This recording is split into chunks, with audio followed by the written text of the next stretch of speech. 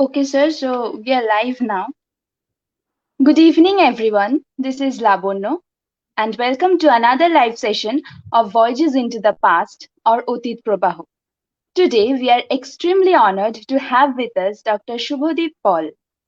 Dr. Shubhadeep Paul is currently Assistant Professor, Department of English, School of Literature, Language and Cultural Studies, Bankura University, West Bengal.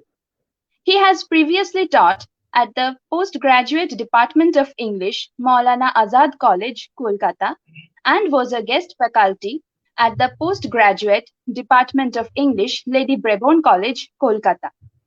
He was a UGC JRF and SRF at Jadavpur University as well. His MPhil was on a re-evaluation of South Asian diasporic sensibility in Indian expatriate literature, and his PhD was a critic of East-West cultural polarizations in Indian English fiction. He has also co-edited Anxieties, Influences and After: Critical Responses to Post-Colonialism and Neocolonialism. Finite Sketches, Infinite Reaches. His first book of poems received critical acclaim and was included in the annual bibliography issue on new writing from India, edited by Shamala A. Narayan in the Journal of Commonwealth Literature. He was also the co-director of a two-year major research project entitled Discoursing the Homeless Elderly: Tropes, Desires, Contentment, funded by the ICSSR in collaboration with the University of Swansea, UK.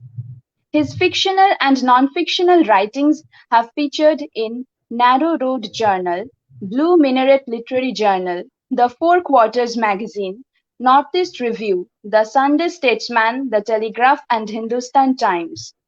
Today he will be speaking on the climate economy and subcontinental vulnerabilities, the politicization of precarity. So, without further ado, over to you, sir. Thank you, Labonno, for that wonderful introduction. I thank the entire team of Otit Prabaho, or Voyages into the Past, for inviting me to this particular forum. In particular, Rakesh, Labonno, Himadri, and everyone who are associated with this forum. The topic that I have chosen, or the lecture that I'll be giving in the next 1 hour or so, concerns something which is I think very uh, pertinent at this very given moment. A lot of talk has already been delivered on this. A lot of discussion has already taken place on this, and there are convergent and divergent views on this. But today, I would like to be more specific. I would like to illustrate the position from the point of view of India or the subcontinent in general. And I would like to highlight a third world predicament where I do not think the first world theoretical imperatives apply all the time, because the application of first world theoretical imperatives of eco-criticism and its allied theories uh, are often at the cost of the local theoretical praxis that we have, the local community policies, beliefs, and practices that we have. So I would like to kind of highlight the present position of the climate economy of India, and the multidimensional approach to precarity, and how it has been ruthlessly politicized over the years. In particular, the new millennium, in a post-millennial context, it has become more and more endemic. So without further ado, let me start. The bane of climate migrancy, albeit an international problem, has assumed endemic proportions in the subcontinent. The broadest estimates coming from Groundswell preparing for internal climate migration report of 2018 by the World Bank says that by 2050, the approximately 140 million people who will compulsively experience migration to another part of their own country will come from South Asia, other than Africa and Latin America. What in India is still being passed off as natural disasters, quote unquote, is in fact an entire chain of climate change disasters that is being sanitized by paid media, although that doesn't alter the grim truth.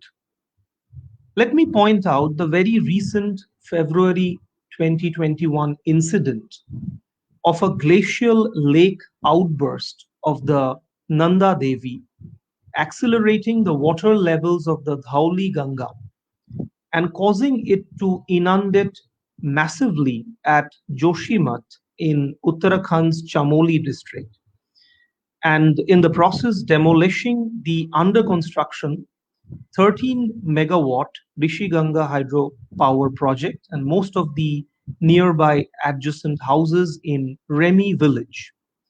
Although Carbon Brief mentions that the direct cause would be attributed to a landslide, an avalanche, an unexplained geological change, or an unknown cause, there are enough plausible reasons to question the government's decision to expedite heavy infrastructure constructions in fragile ecosystems of paraglacial zones.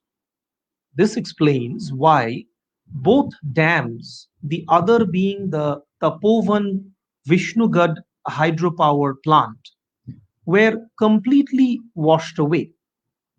Not to mention the utter endangerment of the Nanda Devi National Park, which is, I think you all know, UNESCO World Heritage Site in the outer Garhwal Himalayas.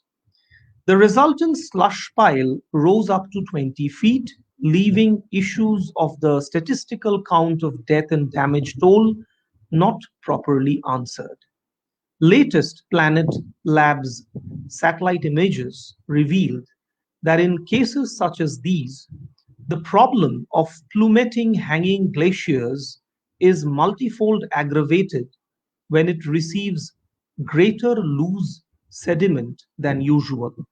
According to the Chopra's committee report, the government sanctioned construction of 33 feet wide highways for 500 miles for the sake of improved approaches to the Hindu temples of Uttarakhand, much against scientific advice, precipitated landslides for quite some time.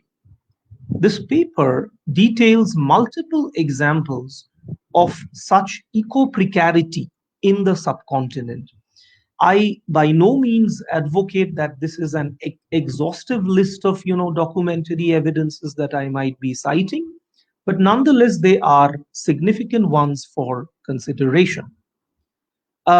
This paper would also highlight, especially in the second decade of the new millennium, what we have witnessed as the intersection of high capitalism and the high Anthropocene. But it is also part of a historical legacy of callousness and indifference towards ecological sustainability in this region. It shows how development narratives that largely favor plutocratical investors have received government endorsements, thus aggravating and perpetuating what I would call a necrospective history of post-natural biopolitics. Let us call these different manifestations of eco-dystopias, and eco-dystopias are no more a threat for the future. And as Amitav Ghosh points out, the great derangement is hastened in the pathological present. Bodies or naturescapes, they have all been rendered precarious. So much so that precarity itself has been politicized in sanitized terms, as this lecture will duly serve to illustrate. The utter non recognition of climate refugees under Indian laws point to the fact that life has become doubly tougher for them. Even under international refugee law, proper recognition is lacking in. This means that their vulnerability gets exacerbated under the political risks that they face. Pods India notes that climate change now displaces more people than war. Every industry, big, medium, or small, is part of this climate economy, and they can either be proactive towards solutions or aggravate the precarity through thoughtless mercantilism. But no unit can bypass the climate economy in the context of today. LiveMint opines that climate change may shrink India's economy by a sharp 10%. Why and how this may affect the 7.7% GDP contraction in the 2020-21 scale is something climate non-enthusiasts wouldn't understand. But fact remains that there is a causality relationship between temperature and per capita GDP. Critical estimates reveal that it may take anywhere between 300 billion US dollars to 50 trillion US dollars to end the total global climate change fiasco in the next 2 decades. Heat waves frequency and the power issues are increasing in India because of climate change. The number of heat wave days has increased, not just temperature, night temperatures have also increased very radically. The chain of hottest summers began from 2004, and 2018 marked the country's sixth hottest year on record. Increase in precipitation is going to foretell future climate disasters, and these include, among other things, floods, cyclones, and major storms. In another decade, let us project 2030, a projected 2-degree general temperature increase is going to spell catastrophe. One must remember that India is the eighth country when it comes to low lying urban land area. By that I mean, the land area which is below 5 meters in elevation, making it all the more vulnerable to deluges. Uncontrolled rain, preceded by soaring heat and humidity, has affected activities like PMI, IIP, electricity consumption, tourist arrivals, tractor and automobile sales, etc. We need to understand that short term investment drives and long term sustainable development are not necessarily coterminous. One needs to examine whether any particular investment in infrastructure is sustainable in the long run, because the disruption of climate stability wrecks a stable economy. The notorious heat and dust, quote unquote, I'm quoting this term from an Anita Desai novel, induces lethargy and saps human work drive. But more than that, it intensifies loose, restricts human mobility, and increases human ailments and diseases. There are five major adversities a climate economy undergoes. And the Indian subcontinent has been ruthlessly exposed to all of them without exception in the last 2 decades in alarming proportions.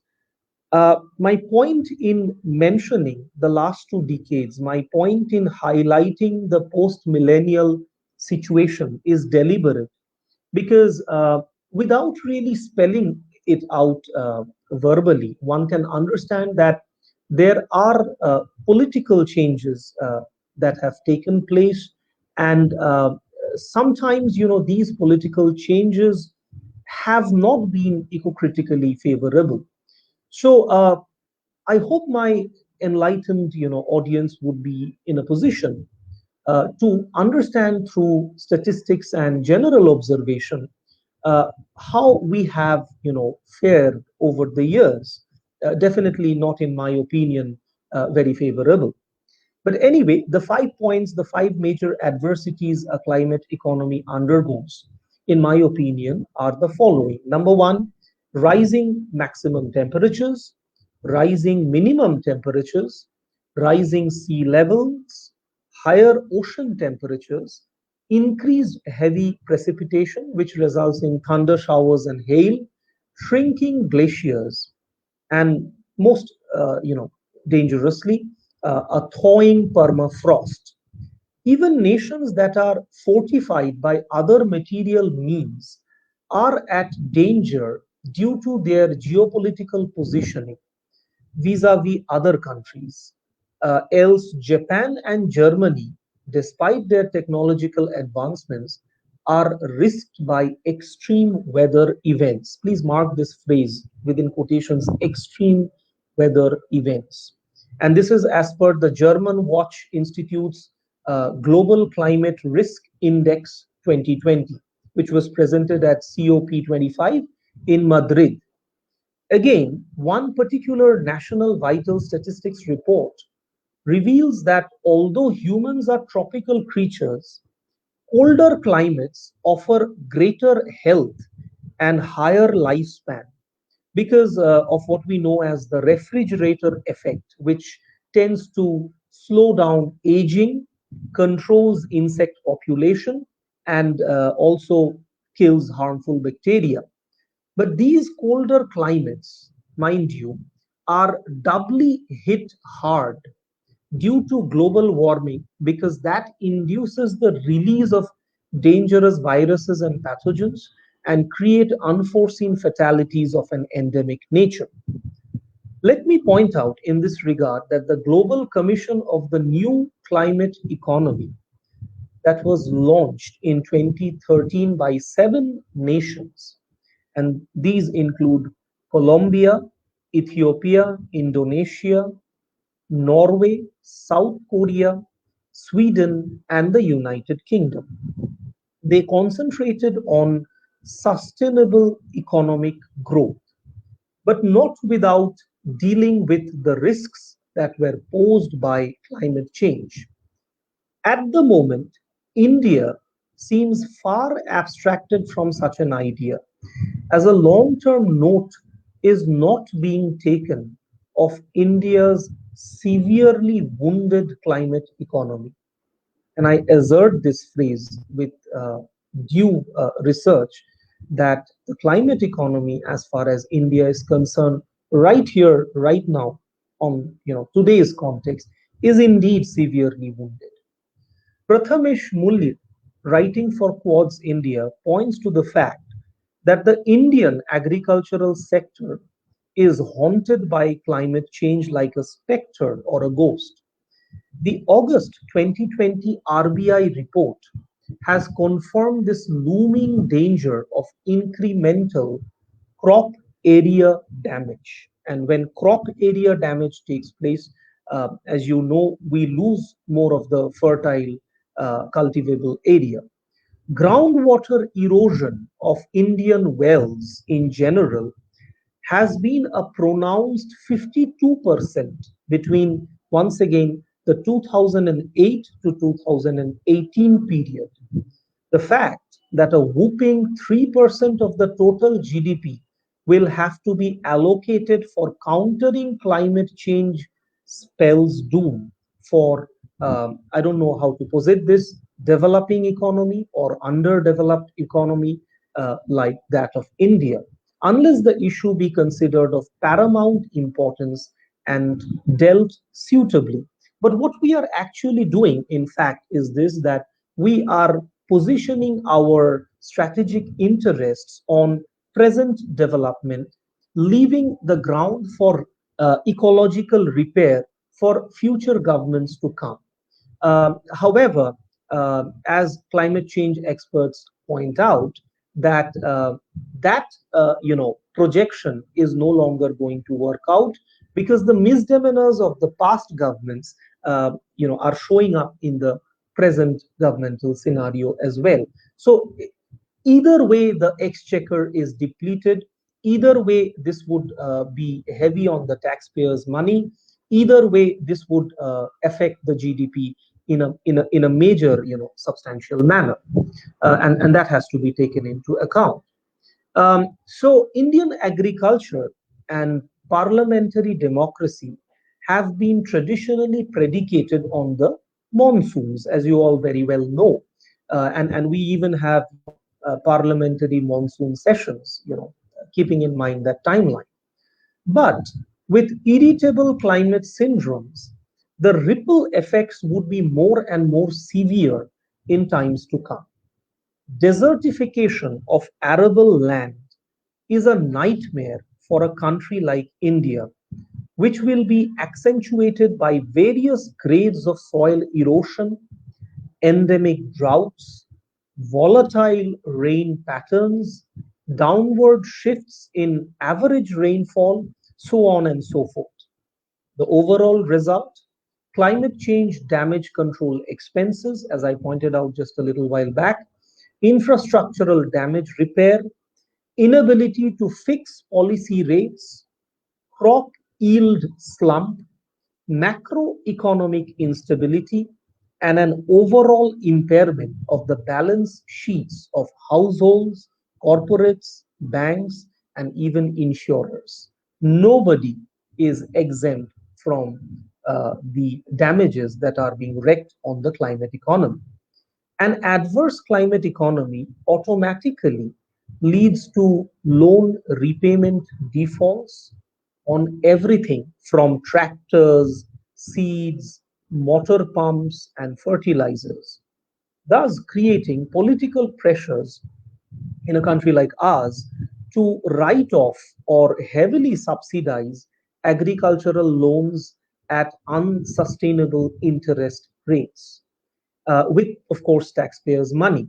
So, my point is this, that whatever be governmental decisions as far as the farmers or the farmers' agitations or the farm laws are concerned, I'm sure that the whole, farming debate could also be looked for from the climate perspective, you know, um, um, and the adjacent issues of, farmer suicides and heavy loan debt, and the inability to repair, also coming from the basic idea that, we are trying to shelve off a certain farming population and profit maximize the output by creating artificial markets in private hands. So the whole debate also definitely has a very serious, climate angle to it, which cannot be denied. So an adverse, climate economy would naturally result in the depletion of taxpayers' money. It would also create agri-bad loans, an increase of that, a fall in the overall credit of banks, and long-term food security challenges, which is very, very threatening for a country like India, having such a huge population, and keeping in mind the fact that we have mouths to feed, a lot of mouths to feed in times to come. The UNDP, United Nations Development Program, has a 72-page report of 2009. I'm taking the timeline slightly back. It begins with the admission, mind you, at 2009 itself, this admission was made that climate change is no more an environmental concern, but a major governance issue as well. According to Sunita Narayan, there is not much difference between managing a local forest and the global climate. And I'm quoting her. This particular line is quoted from her. So basically, when we are talking about the global and the local, or even when we are trying to interfuse the two from a local perspective, the point remains the same. The way your approach to the climate economy is would determine the overall balance sheet of production, distribution, and consumption. In India, however, once again, there isn't a proper property rights framework to encourage cooperative climate behavior. This is why Narayan advocates a just climate agreement, quote unquote, just climate agreement, which is, having the due share of justice for all, which must be sustained and maintained through and through. The onus of emissions falls on the poor, but it is actually industry based emissions that do the real damage. One needs to differentiate between survival emissions and luxury emissions that consume heavy fossil fuels without any capping. So I have money and I can, consume petrol no matter how much I require, or even more than I require, despite rising oil prices. And this is indeed something to be noted, that with the oil prices shooting to century marker crossings in India, there hasn't been any reduction in the X class or Y class or Z class security cappings of people in power. So we still have a bunch of 10 to 20 cars per heavy minister concerned that way running, which isn't really a good sign. You are not practicing what we are preaching. So, as a corporatocracy, slightly a bad term to use in lieu of democracy today, India refuses to accept any premature capping on its right to basic development. This is where we need to examine the paradigms of consumption behavior, the paradigms of production distribution, and of course the general public consensus and agitation towards the same. Mention must be made in this context of an increased global competition of infrastructural development that perceives nature as a lifeless resource to be exploited at random and to the maximum capacity possible. So, in this regard, without any shadow of a doubt or without any political cover, I would like to mention that there are rogue nations, like China, who have very little regard for international relations and ecological consequences, that exaggerate precarity to absurd levels of overall imbalance. Very recently, I came to know of a proposed mega dam. This is projected as quote unquote not just a super dam, but a mega dam, which is in Tibet's Medog County by the hydroelectric giant Power China. Now, this is boasting of generating triple the electricity which is now generated by the Mammoth Three Gorges power station, and would even dwarf the largest power station in China now. The lure of 300 billion kilowatts of electricity is at the cost, at what cost? Is at the cost of the displacement of not a few thousands, but 1.4 million inhabitants upstream the Brahmaputra River.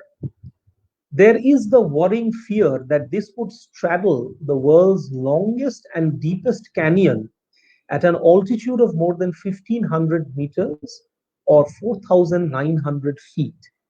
This would also disrupt the flow of the river from its Himalayan descent inside Indian territory. Now, this is a strategic dispute that has been with Bhutan as well in the past.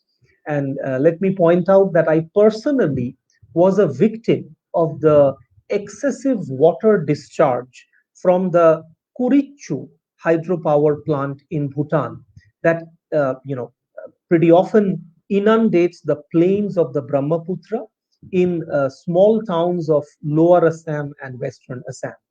I was in a place called Dhubri in Lower Assam for a long time. And I presume in the late 80s and or in the 90s, there was a very massive flood, and the flood lasted for a month or even more. The water levels refused to subside. And let me point out that first floor houses that had stairs of, let's say, 6 to 7 stairs to get to the first floor, inside those houses you had water levels up to 5.5 feet. So you can understand what artificial water management can do. The ASDMA, or Assam State Disaster Management Authority, reports that districts of Borpeta, Nolbari, Boksha, Shirang, Kokrajhar, and South Salmara get periodically submerged. It is worth noting that the artificial swell of the bigger Brahmaputra severely affects, smaller rivers and tributaries like the Jia Bharali, the Purthi Mari, the Manas, and the Beki rivers. And let us not forget, one should also note in this context that this forces climate refugees to invade, protected areas like wildlife sanctuaries, like the Kaziranga National Park, that leads, to endangered wildlife deaths, like the very unfortunate deaths of baby rhinos or rhino calves. Climate, refugee problem in the Kaziranga is not the sole example. There are several other examples that I can point out to, but for the sake of time, I'm not doing that right now. I'm sure in the context of Bengal or the adjacent, places where there is a riverine population or river dependency, there would be similar experiences across, chore lands and other such, settlements. Like their Western counterparts, Indian marketing, advertisement, and commercial enterprises have enthusiastically jumped into the bandwagon of the Go Green imperative. This is what we know as greenwashing or ecological marketing, sometimes also projected as eco pornography. And they have not been flagged as inappropriate, but instead embraced as providing an easy ticket to profit maximization and market enhancement. I would like to point out the short and long term consequences of environmental marketing in an unchecked manner. Of course, once again, this has a trickle down effect from corporate behavior that target customers, especially the urban and literate ones with a disposable income. So this actually moves us away from traditional patterns of consumption and leads us more and more towards, artificial consumption patterns of Western modernity. And by doing this, big corporations and small firms both, choose to green their systems in a very artificial manner, not just their systems, their policies and products as well. And this has severe, repercussions on consumer behavior, business partner behavior, regulators, citizens groups, and other stakeholders in the process. Corporations and firms actually perceive environmental activism as a threat to their entrepreneurial aims, which is what accounts for the overt and covert means by which they attempt to convince the consumer or the customer that in every aspect of the product's genesis, quality, performance, pricing, convenience, the green protocol has been maintained. And this ensures that the product has little or no detrimental impact on the environment. Excuse me. This gives a fillip to the vaunted notions associated with the ideas of sustainable development and corporate social responsibility. By now, these have become catchwords that condition and tailor brand building by enabling the product to get ideally in sync with a green myopia. This is a very interesting phrase because I think that the way governmental projections in collusion with corporate investors have are taking place in India, we tend to project a green myopia in India because you see the pictures that we showcase in our advertisements, in our government campaign posters. They are not recent pictures. They are dated pictures, and much of the green cover is now gone or has been deliberately wiped off for favoring investors of a seedy nature, maybe at times, and of course without any pattern of simultaneous sustainability. I remember having seen in Assam when you have these shal gachir plantations, the sal plantations, the sal trees. It actually divides the land into four parts. The total land area. So if you are having water, if you are having logging at one particular point, then you are having growth at the other particular point, so that at least one fourth of the green cover is regularly maintained. But I don't know what is the situation with the rest of India. I don't know what's the situation with Jharkhand, with Uttar Pradesh, with Uttarakhand. We need to examine that, not maybe not state-wise, maybe collectively, but also from a micro analytical point of view as well. Now, the point is this, that a decade after the new millennium, India has clearly shifted away from the welfare state model. And now there is little hesitation in saying that it is following a plutocratical milieu. This does not spell good for sustainable development. Development and conservation, going hand in hand, tends to turn into a paradoxical proposition. And one has the natural right to question whether the Sabka Vikas ideal can also flow from the Indian corporate world to the masses and also preserve the sanctity of the ecology of the land. Relentless and ruthless drives towards industrialization, urbanization, and modernization on the part of the government cannot fare well for this. The situation worsens under crony capitalist pressures when the honchos of the corporate world are privileged and powerful enough to manipulate government decisions. Now, all of this, generalization or deduction is not, artificially done. There are statistics behind this. But what I find very, particularly noticeable is that there is so much of importance given on HRD, human resource development, but I do not see any, long-term, feasible, and demonstrable, plan for natural sustainability, leave alone any special focus on the preservation or promotion of green cover, original habitats, or most importantly, the prevention of encroachment. No, I'm sorry to say, uh, that is not an encouraging sector this way.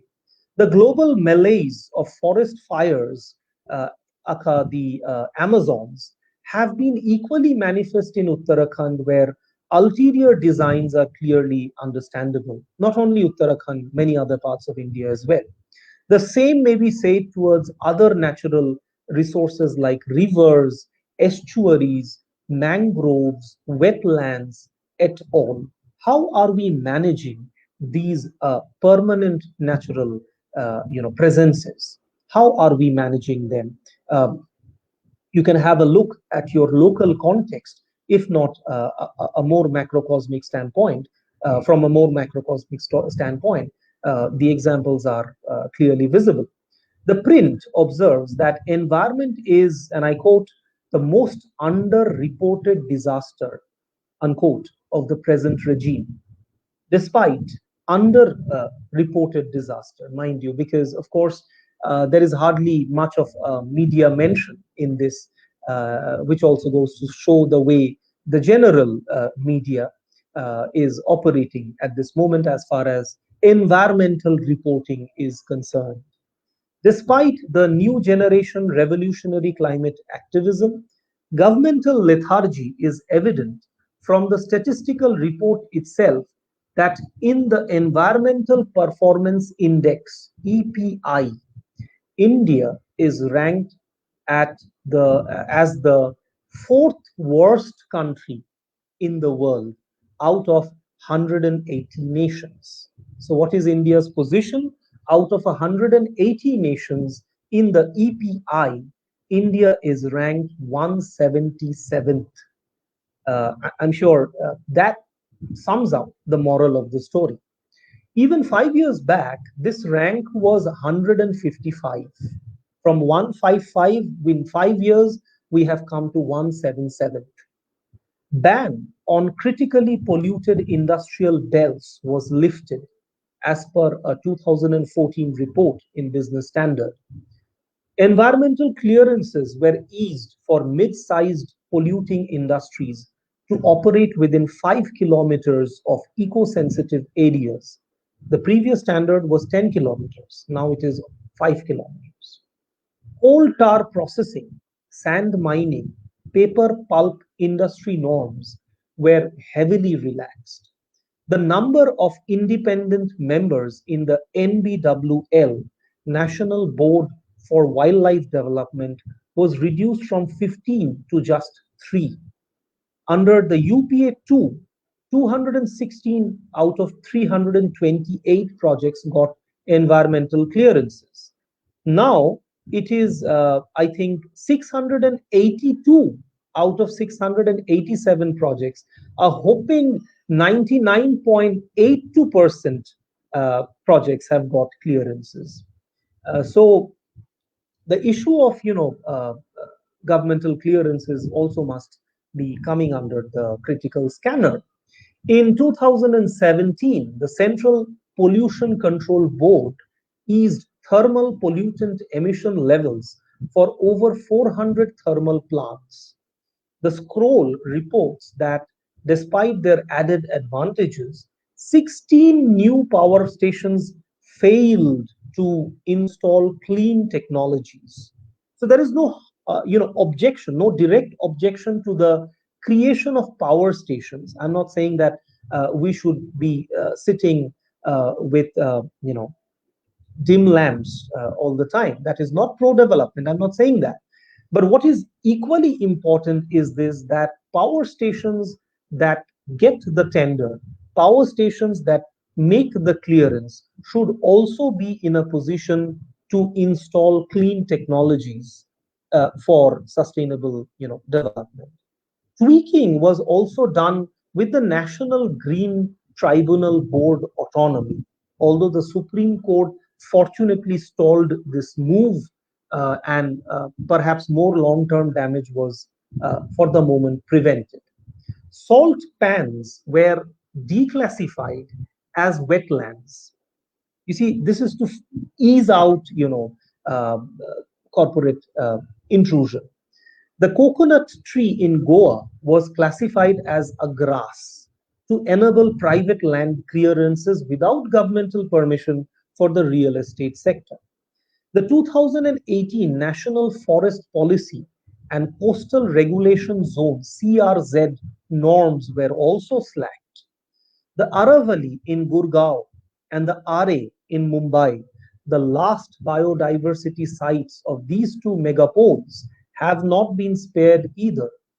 The Kachua Turtle Wildlife Sanctuary in Varanasi has been proposed to be quote unquote denotified according to a 2018 proposal, which basically and quintessentially bastardizes the very essence of the Wildlife Protection Act of 1972.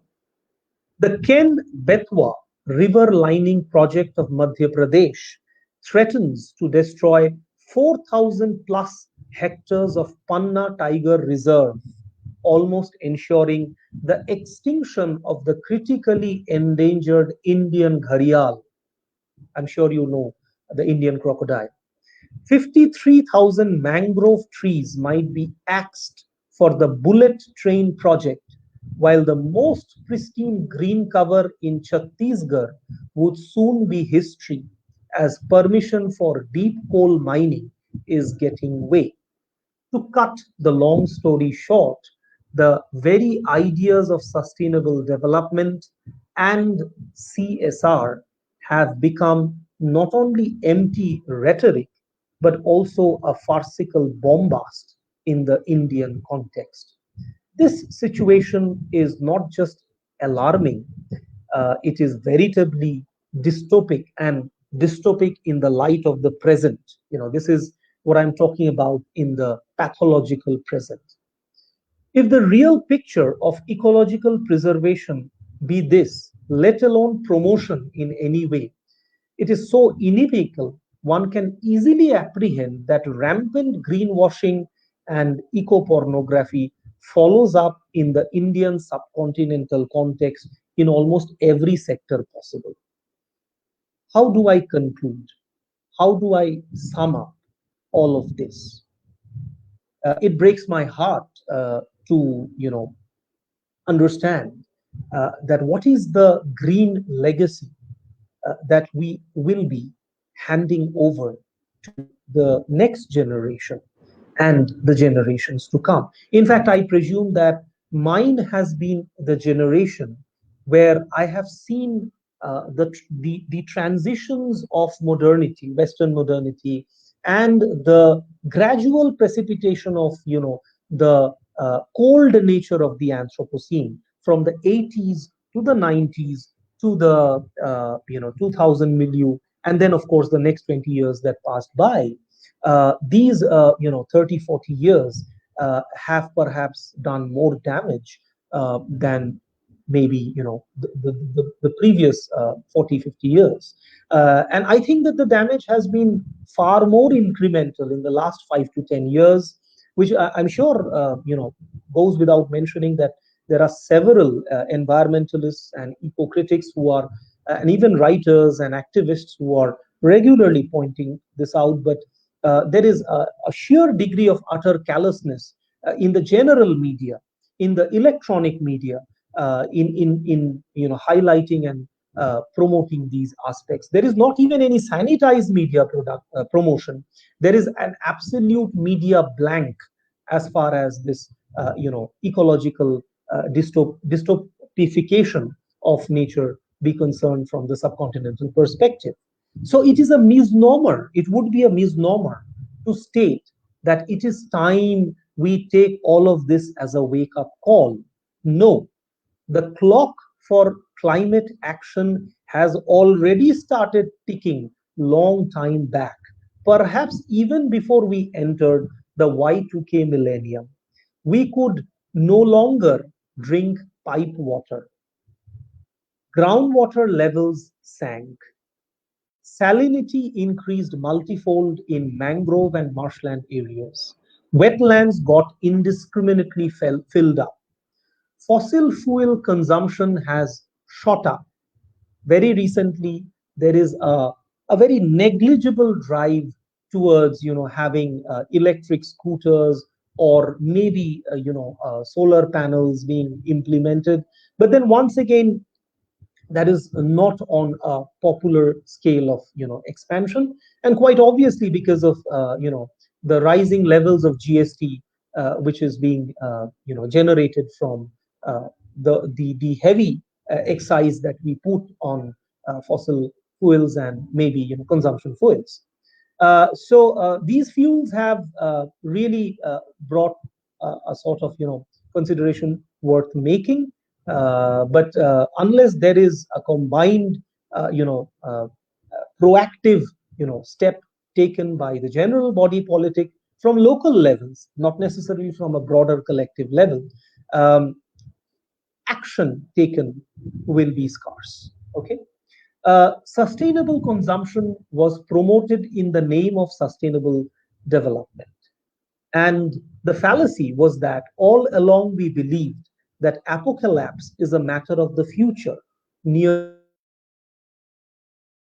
or distant. We read history, and I'd like to point this out because I believe that Voyages into the Past is a forum where there are several, research students, scholars, postgraduate students, independent scholars, mainly associated with history, but of course also associated with some of the other disciplines. That whichever way we read history in general, of course, by that I definitely take into account environmental history as well. Whether we read history as a cyclical pattern, or as a spiral pattern, or as a retrospective pattern, or a gyral pattern, we have to learn to rectify the errors of the past. But that hasn't been the case with the ecological history of the subcontinent. According to the National Footprints Account 2014, the subcontinent is, and I quote, a biocapacity debtor. It is in debt. It's a biocapacity debtor, or an, I quote again, ecologically deficit country, and I unquote, with there being 148% more demand than supply on its natural reserves. Unless we monitor, regulate, and sensitize the manner of human presence and operations on the biosphere, we will reach an eco civilizational dead end. The frugal Grameen India is giving way to Western forces of mindless ecological footprints. We have to re examine our precepts of sustainable consumerism, and to make that operative, we need a sensitized body politic who will resist corporate government partnerships in ecological misdemeanors. The Trump administration, the Bolsonaro era are examples where right wing extremist approaches to the environment have undone years of conservation efforts. Unless such ulterior motives be thwarted and a general collective drive be initiated, such as was with the Chipko movement, all of you will remember, no remedy will be possible. We need to overhaul all our theoretical premises of eco criticism to refashion our biosocial contexts of unrestrained capitalism.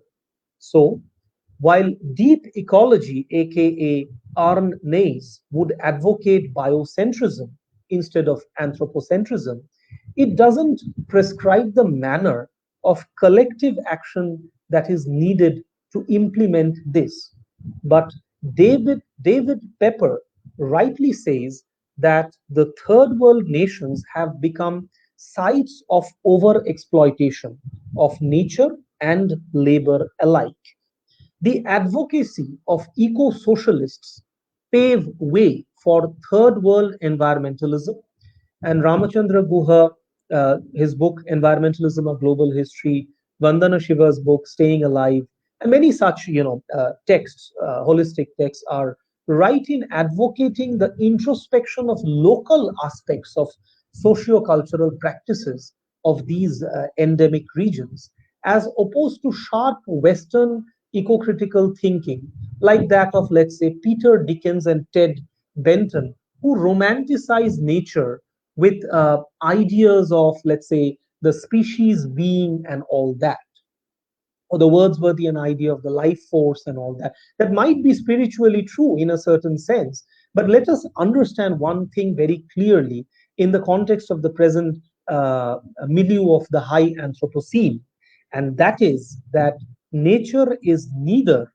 pro nor anti man. Nature is neither pro nor anti man.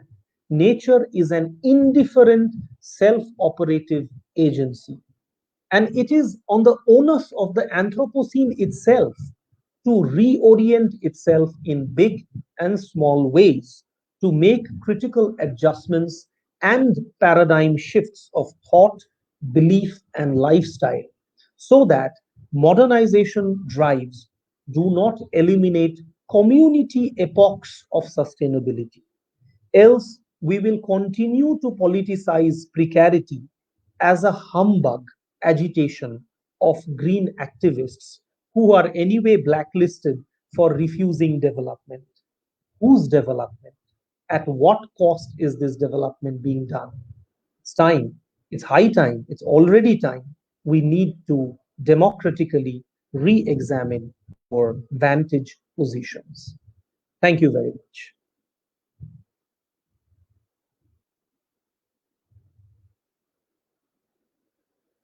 Over to you, Lavanya. Yeah. Yes, thank you so much, sir, for such an enriching lecture, and it was really relevant, and I hope our audiences were it was it really enriched them, and so now I think we can move on to the question Thank answer session. So the questions, please. Yes. So here is our first question. Shushmita Dash is asking how the climate economy is considered by developed countries. Is there any conflict with developing countries like India? Uh, yes, Shushmita, the idea of the climate economy is something that no nation can escape from. In fact, no human being can escape from that. No industry can escape from that. But then, statistics reveal that when you talk about any nation, any country as developed country, we need to understand what is this index of development that you are talking about. From that sense, I think a nation like Norway or Sweden is far advanced than a nation like America, or for that matter, Britain. uh, so I would like to kind of point out the fact that oftentimes we are laying the blame game on the developed nations, which is also partially founded because there is this axiom that you guys have enjoyed your share of development so far. For years, you have polluted the environment. Now it is our turn, and why should there be cappings on our development? So this leads to a kind of development nightmare. Let me put it that way. And we have seen that the burden of this is basically borne by third world nations, or if not always third world, developing nations in a certain way. You might have heard about CD, illegal Chinese investors trying to get into the Amazon rainforest areas, and trying to usher in that development that you are talking about. So that is something that I think we need to examine. And if governments are sold out to private investors completely, as it was with the Trump administration, I can very well assert that. I hope the Biden or the Biden administration hopes to be proves to be different that way. Then we need to re-examine the fact as to who should be our exemplars. Whom should we look up to for inspiration? Should we be looking up to Norway, or should we be looking up to America as the index of development? Because this development that you are talking about comes at sometimes at a very heavy price. The price of displacement of human populations, the price of lethal diseases, the price of concentration of wealth in the hands of a very few elite members of the society, so on and so forth. So I think that there are certain ways it is not in conflict with India, but maybe if we are following the wrong models, we are choosing um, a bad future for ourselves.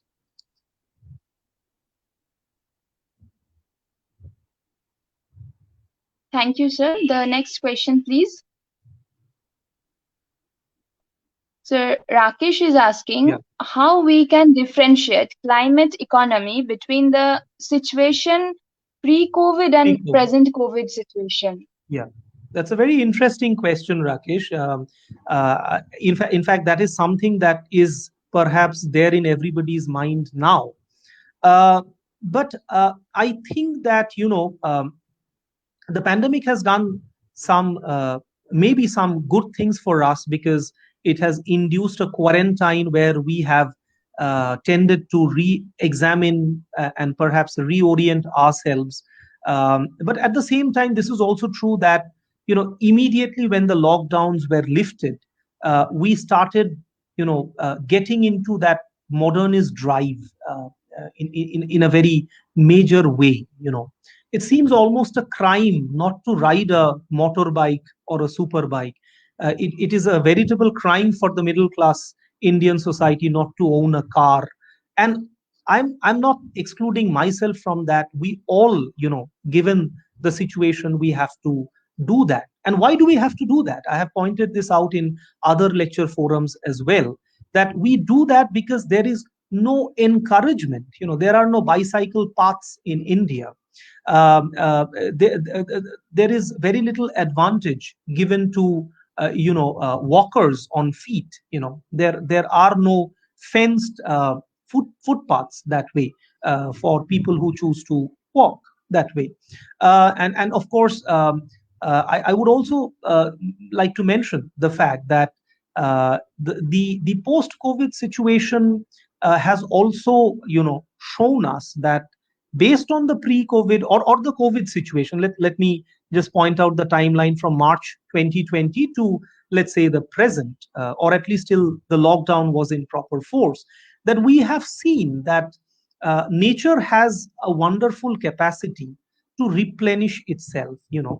uh, at times I have even become too cynical, and I have pointed out, like it was pointed out in the Matrix movies series, that perhaps we are the main virus. The Anthropocene is the real virus. Well, I am not really one of those persons in the post-humanist league who would advocate that we have to do away with mass, annihilation of the human race, or the adoption of voluntary suicide, or a total capping on human births. No, not that. But what we need to understand is this: that maybe we have to change some of the very simple things in our day to day lives, which we have not given a proper thought to. you know there are many middle class households, both in the cities and the mofussil areas, where you have a water pump. Okay. uh, but not every household has a, a pump cap that way. Okay. Not everyone has a timer set to it, so there is water wastage that way. Not every school encourages carpool of the children. Okay. There are still schools that believe that sending your child by car alone is a status symbol. um, Smaller ways, I think, that like not all uh, households have shifted to LED, because there hasn't been a very proactive government drive to minimize the prices of LED, as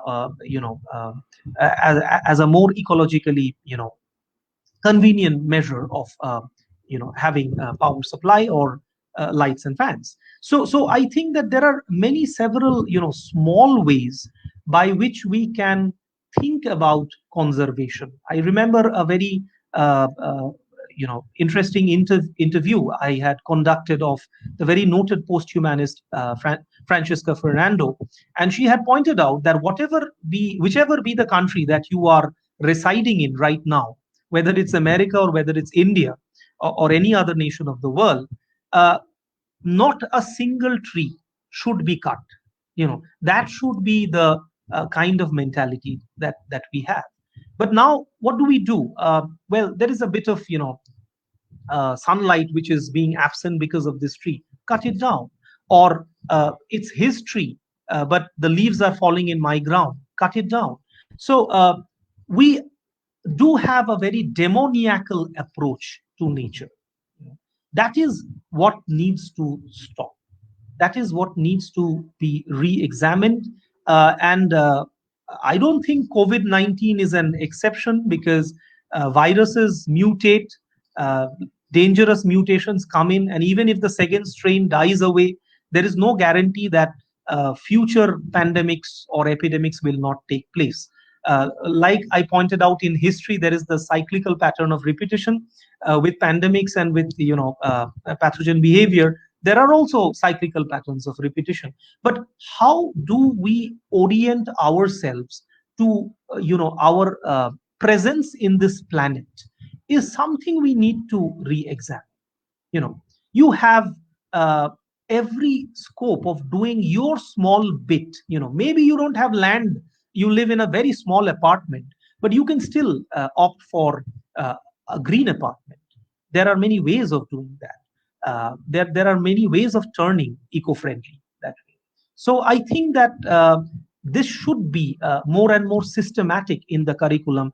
This should be more and more holistic, and not just a part of the curricula, but also part of the way the universities and other institutions of learning, they systematize this whole approach. They incorporate this whole thing and make it work out.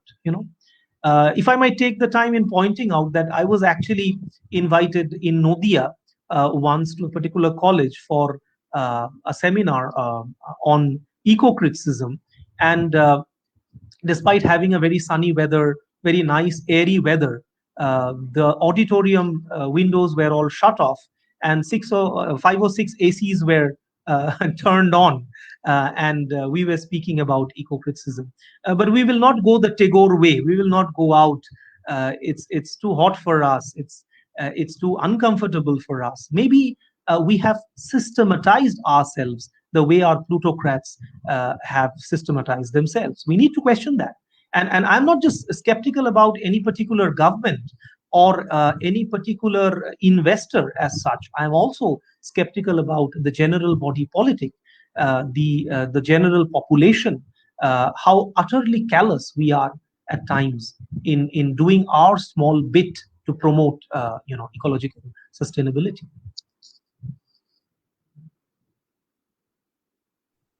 Yes, sir, absolutely. Because until and unless we put what we are preaching in practice, we are not gonna reach anything. Right. Right. So, yes, that was our last question. And thank you, Okay. sir, so much once again for giving us your valuable time. Also, a big thanks to the audience who joined us today.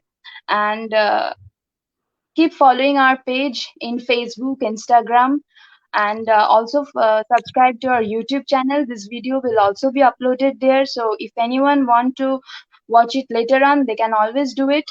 And have a good night. Thank you, Thank you everybody. very much. Thank you, sir. Thanks everyone for watching. Thank you.